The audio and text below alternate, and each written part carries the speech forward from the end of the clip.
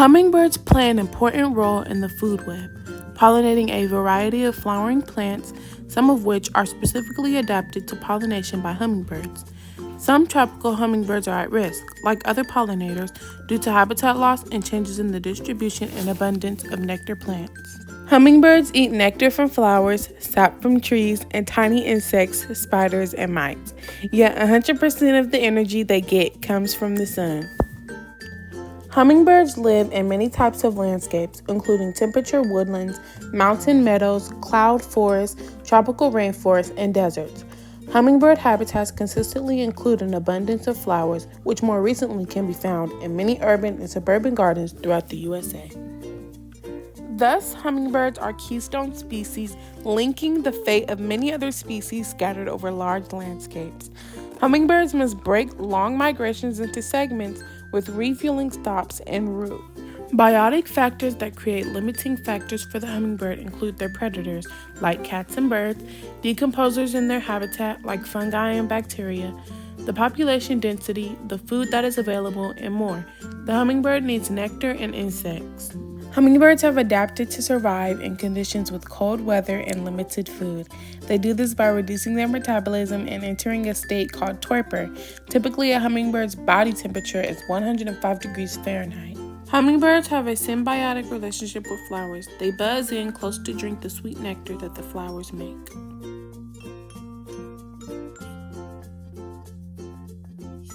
A squirrel's biggest contribution to the forest is in shaping plant composition. They have a peculiar habit of taking seeds, which are their main source of nutrients, and burying them.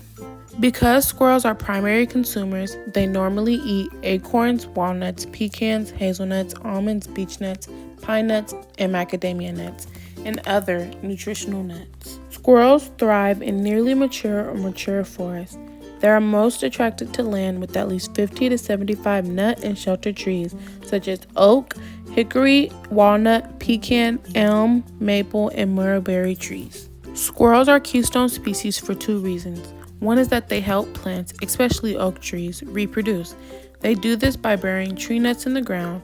Squirrels don't eat all the nuts that they bury. Limiting factors for squirrels include habitat loss and fragmentation, availability of year-round food supply, predation, competition from introduced species, and vehicle mortality.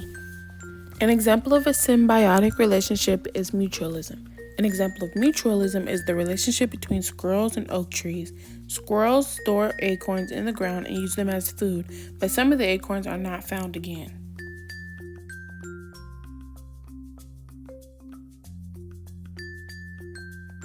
Frogs eat untold billions of insects each year, making them economically valuable to agriculture.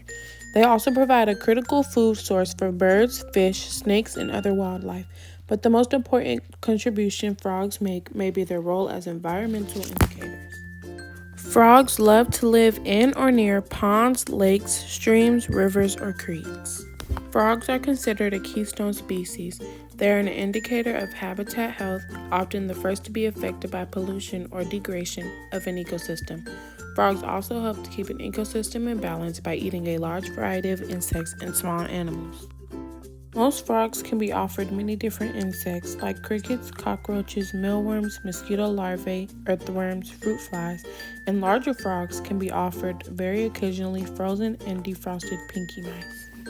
Some limiting factors of frogs are shelter, food supply, predators, and other hazards. Frogs have symbiotic relationships with spiders. The frog eats ants and other pests that could harm the spider's eggs, and the much larger spider gives the frog protection from predators. The frog also gets to eat the remnants of the spider's food, which makes for an easy meal.